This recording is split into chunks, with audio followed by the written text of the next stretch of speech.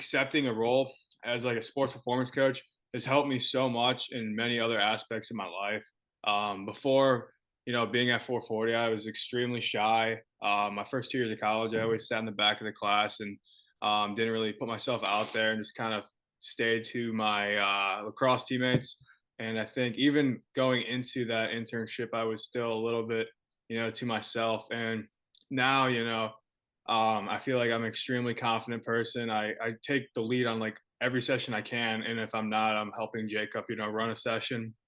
We're always, we look forward to like sessions with like 20, 30 kids because we demand like the respect and the buy-in. But we'll talk about that more later. But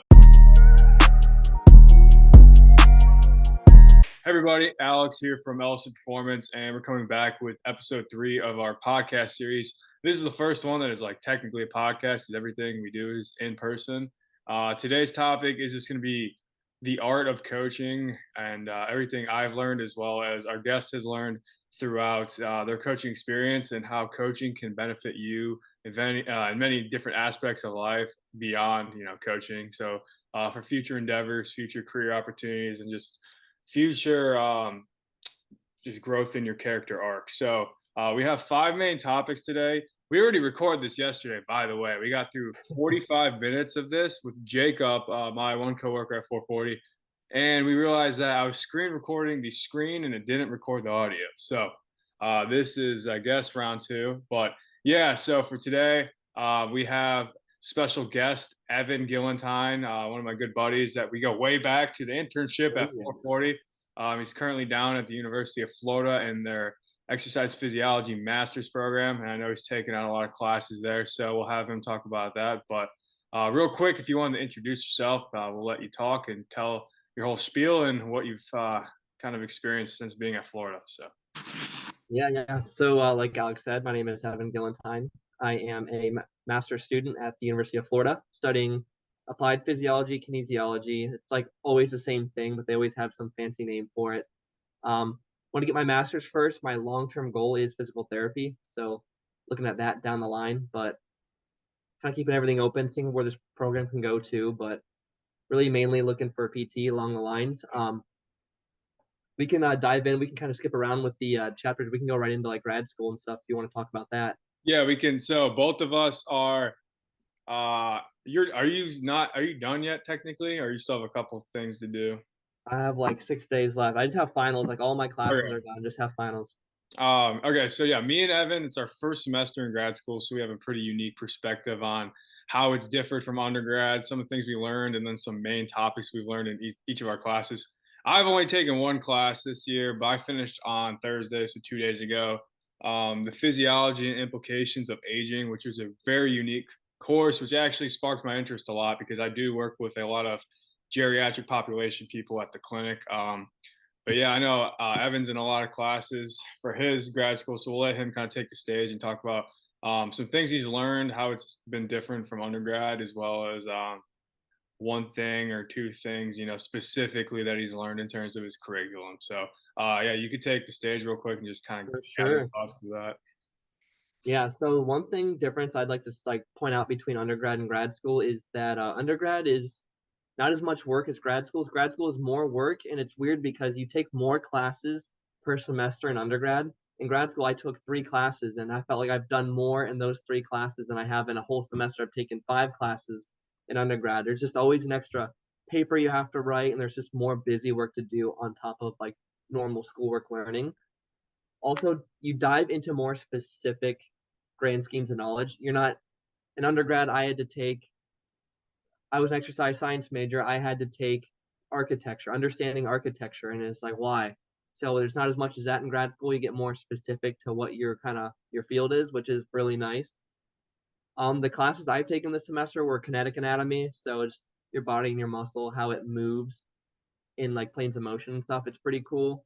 I had to take sport nutrition, it's interesting, but it's not like my forte. Nutrition is such a huge, complicated, gray area that it's just hard to explain everything what's going on with that. And then I took tactical strength conditioning, so it's like working with like any kind of military personnel, any law enforcement, firefighters. They kind of requires different training than say like an athlete. population would, because they're always on call. Like, their sport is like their job and their occupation, and like it's a life or death situation versus that athlete. It's just a game. It comes down to the Mhm. game or a championship playoff, kind of like that. But so it's just kind of cool to like recap on like athletes versus like their tactical athletes is what they call them, and it was a pretty cool class. And as far as UF goes as a whole, weather great. Florida weather, can't beat it. I would say the program here is really good. I know they're like a top, like, as far as public schools, I think we're top 5 in the country for public schools. So like I didn't know that going in. I was like, oh, it's gotta be pretty good. So yeah, Yeah. education's good. My best experience thus far is I got to go to an NSCA conference in Sarasota where they had I was at the IMG Academy. So if you don't know what that is, it's like probably the best recruit school in the country. The kids go there. All they do is eat, sleep, train, and play their sport year round, all day long. Cost a kid maybe 84 grand a year and some change just to go there a year, and it's high level. It's next up. Their facility looks like some D1 schools don't even have a facility that nice. It's insanely nice. I learned a lot of stuff, and it's a really cool experience. And plus, it's nice to just be that close from like those big areas in Florida. But IMG Academy, if you don't know, I'd look into it. It's really cool just to check out, see what they kind of do. Yeah, so yeah, I mean, it seems like you've learned a lot since being there. That's great because in our undergrads, we both, did pretty well and stuff, but it wasn't as hands-on or in depth. So I'm glad, we've gotten done with our like I don't even know what to say, like our courses we had to take, our prereqs before we had to hop into our major and stuff. So now it's just like specific stuff that we're like really into.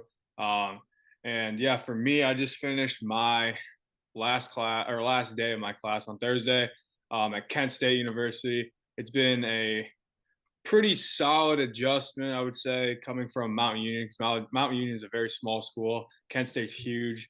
Um, Yeah. Fortunately or unfortunately, however you want to look at it, my class only has 10 students in it, and I believe I'm one of the only master's kids in the class. Majority, like 7 or 8 of the students in there, are doctoral students who are pursuing or almost done with their PhD. So, going into that class, I was a little skeptical about how I would fit in, but I had a really great experience, and I learned a lot from those peers that I had that were much older and much more, experienced than I was. Um, like I mentioned before, I took the physiology of aging, and it's a direct correlation in my line of work at the moment. Working at the clinic, I work with basically all geriatric population people who have, history of comorbidities of like heart disease, atherosclerosis, diabetes, high blood pressure. They might have a hip replacement, knee replacement, shoulder replacement. So like all that kind of stuff going into it with a sports performance background helped, but it wasn't putting me in the most elite situation just because, I'm used to working with like 15 to 20-year-old kids. So this class has definitely helped me kind of grow my knowledge and understand what happens throughout the aging process. So how my class was set up was a about hour and a half, 2 hour lecture and a specific topic for the week. So like one week we worked on posture and balance. The other week we worked on the cardiovascular health of the geriatric population. Then we worked around like sarcopenia and muscular strength as you age. And then we looked at like bone mineral density and all that kind of stuff. In each class, you have that 2 hour lecture, and then you have an hour and a half of lab. So every single week that I went to school, I was getting hands-on work in the specific things that I was learning, which in undergrad you never really did unless you had a actual lab. This was just built into the class. So I thought it was a really neat opportunity. As soon as I learned something, I was able to try it out and, see um, kind of how it worked and how everything compared from our data to like the geriatric data. So one of the things that I really stood out to me was you've been in the Kent lab. They have that little, not little, that big machine that you stand on. It measures like the sway. Have you seen that? Yeah. Yeah. We had Yeah. to, we had to do that, and then we did it with our eyes closed, a bilateral, unilateral, and then unilateral on the foam block, and it measured our sway, which was really unique to compare it to like Parkinson's patients who have really poor proprioception and balance. So yeah, I learned a lot this semester. I'm glad you did too. So I think that kind of wraps up our grad school talk. Right. Yeah. I just want to say too, it is pretty cool of an opportunity for you to be in a class with PhD students. I Mhm. haven't don't think I get that opportunity because there's so many grad students in general for our master's program. I think there's like 3,000 kids in just my master's program. That's insane. And yeah, there's a lot of kids and it's cool that you get to see their insight because they've already been in your shoes and they just it's crazy to watch how like no like when you ask them a question they give you so much knowledge about that question. It's just you're overwhelmed. You already forgot what the question was, which is pretty cool that like they know that much. It's cool to like have that insight with them. Yeah. Um, so going into the next topic, we already touched on this yesterday, but we'll go into it. What would you rather start with? Why everybody should coach or the biggest lessons that we have learned from coaching? I think we'll go from the biggest lessons we've learned from coaching and then cipher that into why everybody should coach. So, Yeah. just to put some background info into the discussion, Evan and I started our internship at 440 the exact same day in the summer of 2021, correct? Yep. Yep. So I'm going into my senior year then. Didn't know what to expect. I've only heard great things, about 440 throughout, like friends, family members, and all that kind of stuff. Super scared to get there. We were both, like Mm. deer in the headlights first day there. And now, we're pursuing our careers, pursuing our further education. I think we both have grown a lot as coaches. So just go through what it was like your first couple days at 440, and like in your current role and your current situation, what you've kind of transformed your coaching style into, and then from there we'll ask a few more questions around that. So Right. Yeah. I say the start, it was like extremely like awkward for the first few days because I didn't know like I feel like you didn't have that confidence just to go up to kids and say like, hey, like I'm an intern, I'm gonna be here because they didn't know who you were, so they already weren't kind of really give you the benefit of any attention or anything. And then just trying to like whittle your way in there, get to know people a little bit more, get to know what you can say and what you kind of can't say, and trying to figure all that out. That probably took us like 2 weeks. I know like the first 3 4 days we really just kind of stood there and like observed everything, helped out very minimally. But then I'd say by after 2 weeks in, we were like, hey, can we take over? And we were like, we were running the show for the PL1s, so yeah. that was really cool. The biggest lesson I learned from doing that is like being patient and just keep going. Like that experience is how you're gonna get better, and not just you can't just read it in a textbook. Even anything related to like the CSCS, any of those tests you take, you can read the book, you can memorize the book. You go to coach, that's a different war, that's a different battle. It's hard to like just like comprehend like coaching and like making sure the kids are doing things like correctly and everything and how to say it. That's Hmm. like the biggest problems. But it was a definitely a good experience. I got to enjoy who I was being around. Everyone at 440 is super cool, super smart, knowledgeable. You can go to them for anything, even stuff outside of 440, which is really cool. They were just there for you, which was really cool. And that was probably the biggest parts at when I was at 440. Yeah. So yeah, my first day there, I was extremely nervous. We walked through the door. I got mentioned yesterday when we talked about this. I didn't even know you were an intern. I just knew Chris Graver was an intern, so I knew that he was going to be there. And then you were there. I was like, oh god, I got another person I got to compete against. 'Cause I didn't know going the first day. I thought they'd, make us all go against each other, which you never felt like that. It ever felt, and it always felt like we were kind of building off each other's energy. It's a team, yeah. Yeah, and to this day, I think I have improved so much as a coach. My end goal is not to be a coach, which is fine, but I think just as a whole, coaching has helped me with like a lot of confidence and a lot of my demeanor, how I carry myself. Even in public now, when I see people, I'm like, "Hey, how you doing?" Like just random people and stuff, and I feel like I would have never done that without being in this position. Um, and even like at the clinic, like my job, besides doing exercise prescriptions and health appraisals, is I have to build relationships with the people that are in there, like getting rehab and like trying to lose weight, because that's a very sensitive thing for them. With a lot of them having like prior health issues, they're scared of improving, because they know how much work it's going to take. So like building those relationships is like key, and I think I'm in a much better position to do that now. And lastly, I think even like my business too, like I would have never thought about doing that or putting myself out there because I cared so much what people thought of me.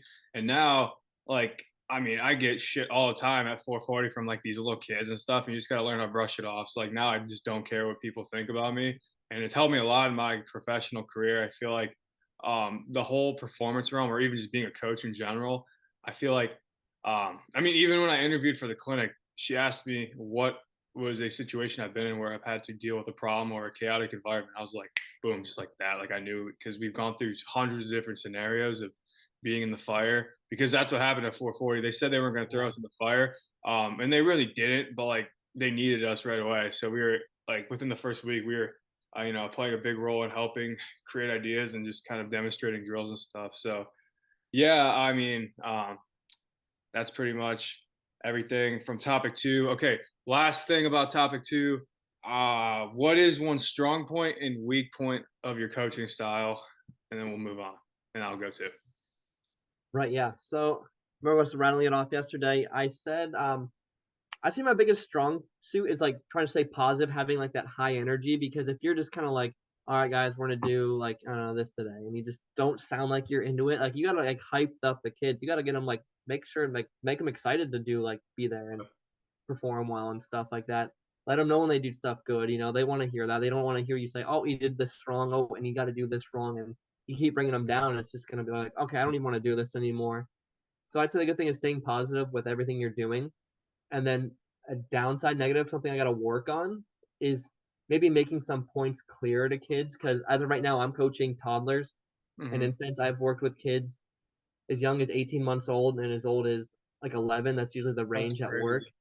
And a little kid really doesn't know what you're going to say. It's like you got to use like few words and they have to be like easy, very easy words, which help me kind of, if I can say that to a little kid, I can help someone that's older who knows more words even for them, but it's just hard to break down those words and just make everything as simple as possible. Yeah, I mean, I agree with your strong point. You always have the energy in the room and everything like that. So, um, yeah, so for myself, I think my strong point or points is I feel like a natural good coaching voice. I can project through the room and get everyone's attention, but I try not to be like a hard ass when I'm coaching. I think I most people can agree at 440 that when I do coach, it's more of a relationship based approach. Like everyone knows me and like really appreciates me and they like respect me because of that. It's not because I'm yelling at them all the time, but they know that when I say, "All right, everybody, get ready," like it's like that. We have to get ready and perform. I expect the best out of all of them. So like the other day, we had a session where we combined two different age groups, and my older guys, they were bought in. They knew what I was expecting, and there was a younger group that doesn't work with me as much because they work with some of the other like the newer coaches, and they were mixed in my group. And right away, they were dicking around and not putting any effort in, and that's because they don't work with me often. So, I mean, I think that's one of my strong points is just like projecting confidence into the room when I am coaching, as well as my creativity with like I bring a lot of different business ideas to 440, and I think me and Jacob are both really creative with our drills because we have not used like the same drill in months. Usually just a variation or a completely different concept. And then for my weak points, what I said, yesterday I said I need to be more sympathetic towards some of the kids because you never know what they're going through. But like when kids are just like moping around and being soft about like how the turf is like hard and rough, I literally tell them to suck it the fuck up. And I mean, like, and another thing I talked to Jacob about this yesterday is when I am leading a session, everyone, knows me. I always ask them about their day, how they're doing, everything like that. But some of the new kids, I need to do better at like approaching them, be like, "Hey, I'm Coach Alex. Like, welcome to 440, everything like that." I don't do a good job of like reaching out to new kids because I'm usually like focused on the 20 kids I do know in the session and like making sure it's like running smoothly.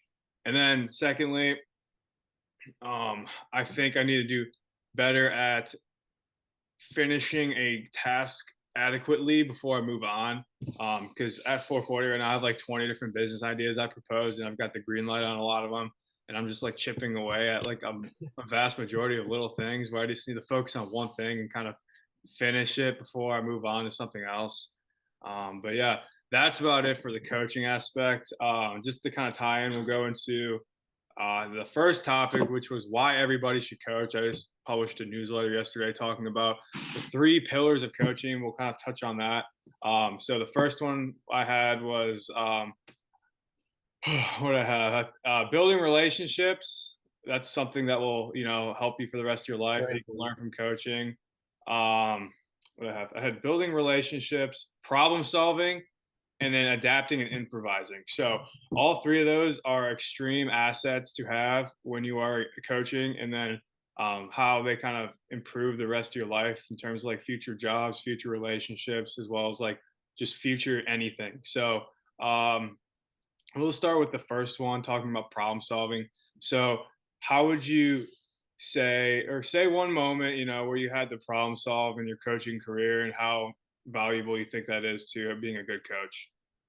Yeah, I would just say like that, like adapting right on the fly. Like there's times where maybe something doesn't go well, or you just find out, oh, you're getting these group of kids, and this is gonna happen, and oh, this because when I work right now, there's a TV screen, you have a remote, and you have to do everything that's on the TV screen, and sometimes the TV goes out. You just gotta you gotta adapt. You gotta go with the fly. You can't just stand there and go, oh, the TV's broken. We gotta wait and fix it. And you're like, all right, guys, come with me. We're doing this. You just flip it on the switch and try to just keep the class moving. Try to keep everything kind of flowing as best you can because there's those circumstances. You don't want to just freeze and just be stuck and be like, oh, I can't do it. We gotta cancel. No, we gotta move on to the next thing. Yeah, so I agree 100%. I mean, even when I interviewed for the clinic, one of the things they said is like it's a fast-paced environment, and they gave me prompts where there was issues in the facility, someone's motionless on the ground, and like that kind of stuff, like life-related things, and you got to be able to problem solve no matter the circumstances. So I think that's a very big asset in the coaching realm.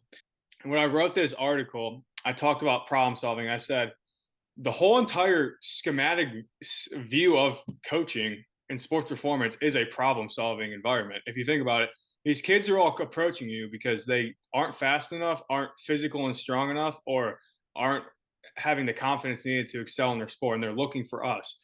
So I talked about yesterday Nick Bear. I listen to the Nick Bear podcast all the time. He used to be a Army Ranger. He owns a $40 million supplement brand called BPN Sups, and he was talking about how his days are so busy with work, his kid and his wife, training for like Ironmans and marathons and stuff, that when he knows what he has to do, he looks at it from a holistic perspective, and he'll plan backwards. So he'll make his goal and plan backwards. I think that's what we do in the sports performance realm. And I think that can apply to many different things in life. So, like, if someone comes to us and they're like, all right, I need to get, I don't even know, a couple hundredths off my 100-meter sprint in the next 12 weeks before my next meet. We're going to plan backwards with volume, intensity, all that kind of stuff. And so they peak properly for their meet. Additionally, I think problem solving is huge in the community, because we always are faced with having to adapt to our athletes. They're sleep deprived, they aren't eating enough, they have huge stressful weeks at school, they rolled their ankle, and they need to completely, avoid lower body exercises, and do more of a like mobility or prehab rehab approach. Additionally, people are in sports seasons. They had 4 practices this week, and they come to us and they're exhausted. We're not going to up the volume or keep the same volume. We're going to have to lower it so that they don't fry their central nervous system. So I think, in the sports performance realm, there's a lot of problem solving involved. So going into the last pillar of coaching, the relationship one, I think this is the most important, and the most, I guess, overarching theme you can apply to anyone in your life. I learned a lot about building relationships, not only with clients, but just with like anybody that comes in the facility, because you want them to be there for the environment and the sole purpose that they know they're going to get better. Like, we want to produce results, we want to produce positive results, but the thing that keeps these kids coming back day in and day out for years, and families coming back for years, is that they know that they feel more confident in our facility, that they know when they step in a session, let's say with like Jacob or I, that they're gonna, be pushed to their limits, and that they're gonna, adapt and overcome anything, and develop the proper stimuli to, get better in the sports performance industry. And then lastly, I just think that we are here for these kids, but beyond just like lifting weights and getting faster and stronger, building relationships with them will have them trust us, and that will go way beyond, just getting a couple pounds more on their bench. It's a lot of times these kids come to us with like issues we never would have thought, and you just got to kind of be there for them. So, I mean, relationships are like what drives everything in life if you think about it.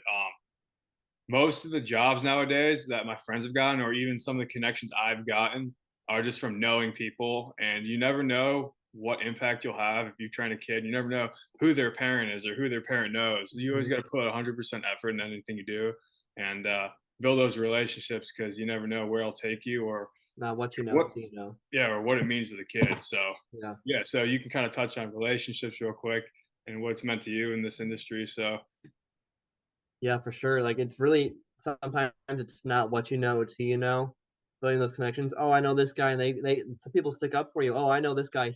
I'm confident he knows what he's knowing, and then people, the word gets around, and if people, talk well about you and speak well on your behalf, then it puts them in a more comfortable position to lean towards your business and stuff. And that's just kind of from a business, perspective.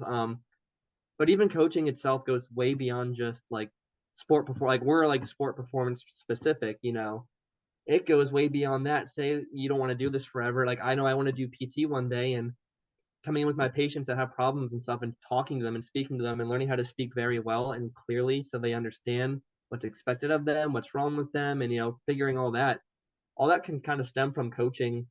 Like mm, now for sport performance and stuff, it kind of helps with that public speaking, and it helps honestly get rid of some of that like very awkward like interactions you have with people, because I'm guilty of having those kind of things. Like I remember I had about I don't know 8 to 12 4-year-olds looking at me, and I said, let's do like jumping jacks, and they didn't even know what a jumping jack was. I'm like, all right, pencil starfish, and then they kind of started getting it. But like it's just like little things like that, but like it's like the way you talk and communicate carries over to more lifelong like application than it is just inside the facility at 440. mm-hmm.